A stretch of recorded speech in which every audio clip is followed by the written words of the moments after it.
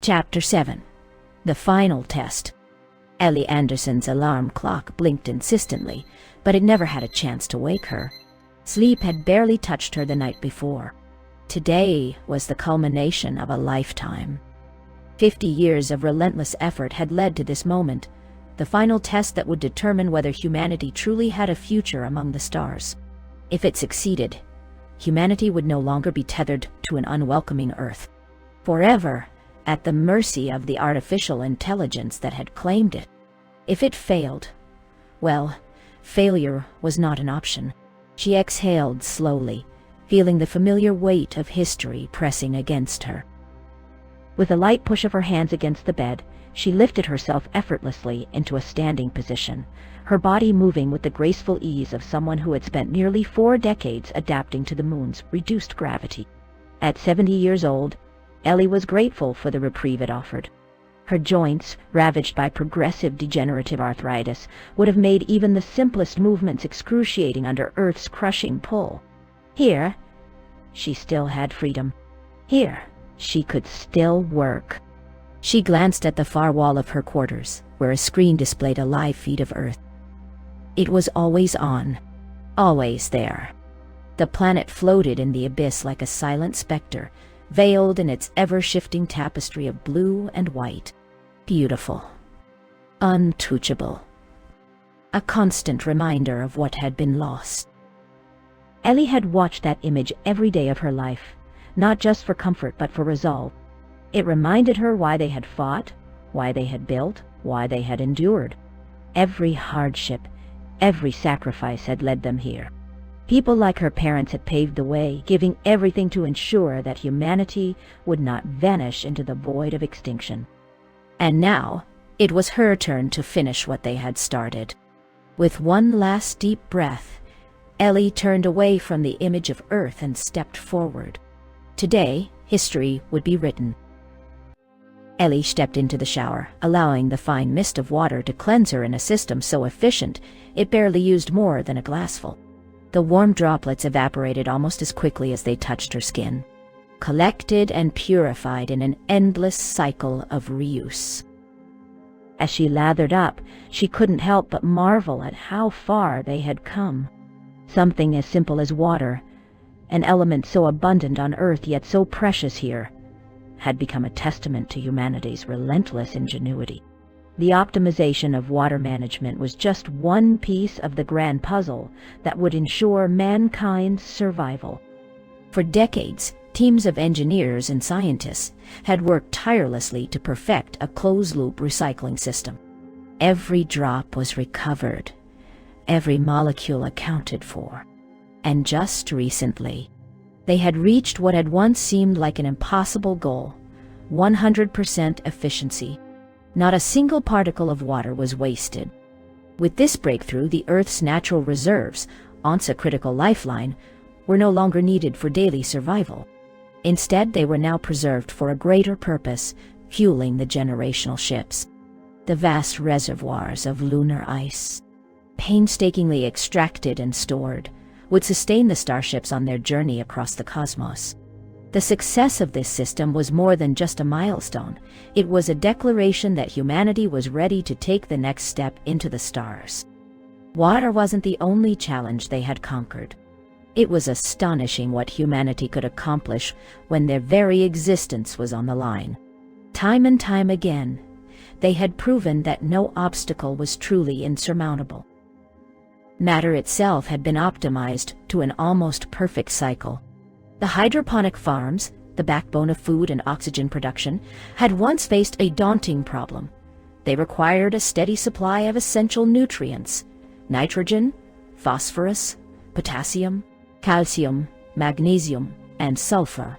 These nutrients were indispensable, but early projections showed that carrying enough reserves to sustain a multi-century voyage would be logistically impossible.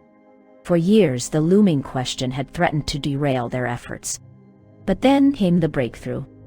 By refining and optimizing waste recycling, they had dramatically reduced their reliance on stored nutrients. What had once required vast reserves could now be sustained almost indefinitely. The newest advancements in biological recycling, meant that a generational starship could theoretically operate for over 1,000 years without resupply. What once seemed unthinkable was now a reality. Humanity wasn't just surviving. They were mastering the art of self-sufficiency in the most hostile environment imaginable. Yet for all the scientific triumphs, one of the greatest challenges remained untouched by engineering alone: the human mind. The prospect of spending entire lifetimes in deep space, confined to the walls of a starship, was a psychological burden unlike any in history. The toll of isolation, the endless void stretching in every direction, could fracture even the strongest spirits. The scientists and engineers knew this. They had designed countermeasures, not just functional, but beautiful. Projection panels would line the interiors of the starships, simulating the shifting skies of Earth. Through them, the crew could experience the cycle of the seasons, the crisp golds of autumn, the tranquil blues of winter, the brilliant greens of spring. The lighting systems were carefully calibrated to mimic the natural wavelengths of sunlight, ensuring that humans received the necessary exposure to maintain vitamin D levels and circadian rhythms. Even the temperature inside the habitats was engineered to recreate the familiar ebb and flow of terrestrial seasons. A crisp 10 degrees Celsius in winter, a comfortable 24 degrees Celsius in summer.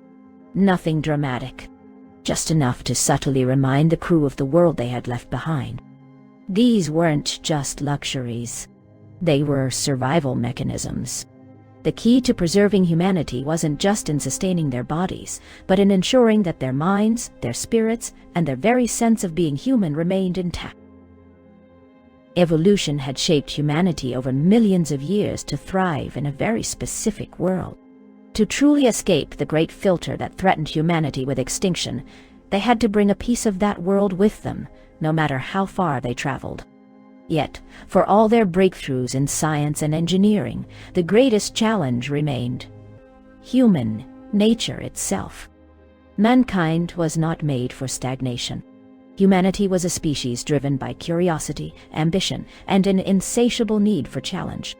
It was not in their nature to exist in stillness. Throughout history, civilizations had thrived by overcoming adversity, by pushing against hardship, by breaking barriers that seemed insurmountable. The scientists designing the generational ships understood this truth intimately. If humanity was to survive, not just biologically, but psychologically, culturally, and spiritually, they had to find a way to manufacture that struggle. And so, they made a controversial decision. The societies aboard the generational starships would not be built upon utopian ideals of equality or stability. Instead, they would be designed to mimic the cycles of human history: class struggle, revolution, renewal. A system that ensured people would always have something to fight for. The hierarchy was intentional. Social classes would be rigidly defined, enforced by physical separation. The elite would reside in exclusive, luxurious districts, while the working class would be confined to more austere quarters. Their roles would be distinct, their movements restricted to different sectors of the ship, ensuring that tension between the two groups would grow over time. That tension was by design. Because when power became too concentrated, when the privileged few abused their status too severely, revolution would be inevitable. But what the revolutionaries would never know, what no one but a select few would ever realize, was that their rebellion had been planned centuries in advance. To ensure these controlled revolutions unfolded as intended, certain mechanisms were quietly embedded into the social fabric of the ships. A private, untraceable communication network would allow the oppressed to organize and resist. The illusion of secrecy would empower them, giving them the courage to rise against injustice. At key points, deliberate shortages of food and resources, carefully engineered fluctuations in hydroponic yields, would create moments of hardship. Not enough to threaten survival, but enough to push resentment over the edge. The cycle would play out predictably. A rigid capitalist system would give way to revolution, which in turn would lead to a more egalitarian society until the slow creep of power and privilege once again began to distort the balance. And so the pendulum would swing back and forth, generation after generation. Without struggle, without hardship, without something to fight against, humanity risked stagnation. The scientists feared that, left in comfort and security for too long, the settlers would lose their sense of purpose. They would grow complacent, apathetic, and in that apathy, the entire mission would collapse. It was a monumental, almost terrible responsibility to design such a system. Only 5 people aboard each ship would ever know the truth. 5 individuals chosen in secret, entrusted with the burden of overseeing these cycles of controlled destruction and rebirth. They would be carefully selected by their predecessors, chosen for their intelligence, their emotional fortitude, and their unwavering belief in the necessity of this experiment. The true test of leadership was not merely governance. It was the ability to balance control and chaos without ever letting either fully consume the other. No rebellion could be allowed to spiral into total collapse. No regime could be permitted to suppress dissent indefinitely. The cycles had to be maintained. Despite the social divisions within each ship, the generational fleet as a whole would remain instantly connected through quantum communications. This would foster a sense of belonging to a larger community, alleviating the feelings of confinement and internal tensions they would have to endure for centuries. If Ellie's propulsion test succeeded today, it would mean the generational ships could travel at 99% the speed of light. This breakthrough would introduce a profound change that could alleviate the social anxiety of confinement, time dilation. For every 7 years experienced by those who remained stationary, only 1 year would pass for those traveling at near light speed. The voyage to distant stars would not last millennia for those inside the spaceships, but merely hundreds of years, thanks to time dilation. This would alleviate the anxiety of confinement within society and reduce the need to carry as many resources to complete their journey. Since time dilation would be consistent across each generational ship, communication between them would be possible within the same relative time frame. They would not be isolated in the vast emptiness of space. The ships themselves would be connected through instant communication. Over the centuries of their journey, they would share history, progress, and knowledge, ensuring that no colony was truly alone. A network of minds spanning the stars. This connection would preserve more than just scientific discoveries. It would safeguard culture, language, and identity across the fleet. A shared history would bind them, allowing them to advance as a collective civilization, even as their ships drifted across the void, light years apart. But there was a risk. The same system that allowed them to share knowledge and innovation could also spread instability. Revolutions, ideologies, conflicts, once contained within a single society, now had the potential to propagate it across the entire fleet. For the first time in history, mankind would attempt to sustain a civilization that spanned multiple centuries across ships that would never physically meet. Would this connection strengthen the human race? Or would it become a new kind of vulnerability, one they had yet to understand? The scientists had done everything they could to anticipate the future, but there were forces beyond calculation, beyond control, and in the end it would not be up to them. It would be up to humanity itself. Ellie stepped out of the shower, her thoughts heavy with the weight of history. The road to this moment had been long, arduous, a desperate race against extinction. Every breakthrough, every sacrifice had brought them closer. But one final piece remained, one final test, and Ellie held the key. If today's experiment confirmed what she had worked for her entire life, then humanity would have a real chance, not just to survive, but to escape, to thrive, to break free from the solar system and chart a new destiny among the stars. She moved to her locker and retrieved her special work suit. Not the standard one she wore every day. This one was different. It was a pale red adorned with elegant, abstract wireframe patterns, a tribute to the ever-evolving resilience of humankind. She had worn it only on the most significant days of her life, and today, more than ever, it felt right.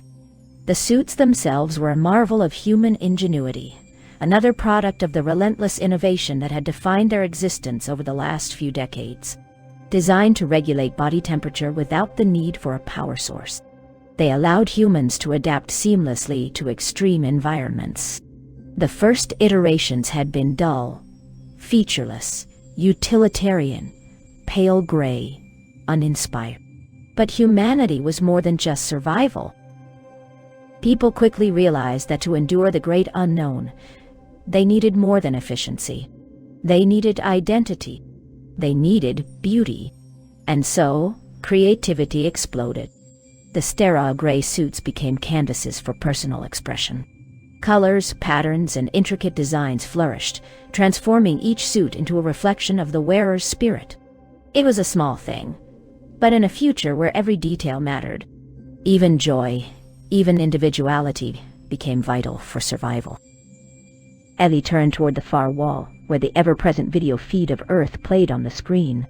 The planet still looked as it always had, blue, breathtaking, oblivious to the battle for its legacy. She had spent her entire life watching it from a distance. And if today's test succeeded, she would have to start preparing for the hardest part of all. Saying goodbye.